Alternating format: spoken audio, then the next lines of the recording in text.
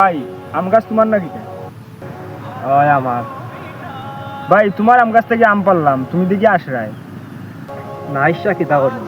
ভাই তোমার তো নাজিকে ইয়া তোমার গাছ তো আম পারছি, তোমার তো রাগ করার কথা। কিতা হইতো রাগ দেখাইয়া, আজকে আপনারা লগে রাগ দেখাইলাম, কালকে অন্য সব লগে রাগ দেখাইমু। তার থেকে ভালো না আপনারা লগে রাগরা দেখাইয়া আপনারা পরকালে আখটাই দিমু। পরকালে আটকাই লিবা মানে? আখটাই দিমু। এখন আসরের ময়দানে তোমারে আমারে আমরা সকলরে কাঠগড়ায় দাঁড় করানো হইব। তখন আমি আল্লাহ তাআলারে কইমু, আমার যত পাপ কাজ আছে সব তারারে দিয়া দেন, আর এই আমসরির বিনিময়ে তারার যত পালা কাম আছিল সব আমার আমল নামা লিখতে দেন। কিতা কইন, সামান্য কামল লাগি আপনি আমরা রহল আমল নামা লইয়া যাইবা কি? আমরা তোমারে আমর বদলা আম দিলেইমু।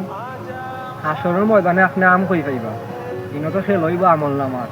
ভাই সামান্য আমল লাগি আমি তোমারে আমার আমল নামা দিতাম পারতাম না, অনুক্ষা কি আপনার আম? শয়তানের দোকাত পড়িয়া আমরা একটা খারাপ কাম করে দিছি। সামান্য আমল লাগি আমরা আমল নামা নিয়ে আমরা আসরের ময়দানে আটকে গেল।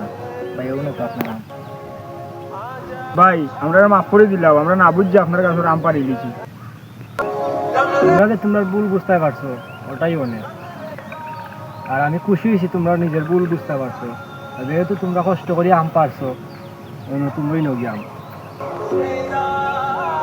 ভাই আম দিছো বালা কথা, আসরের ময়দানে আটকাইতে নাই তো।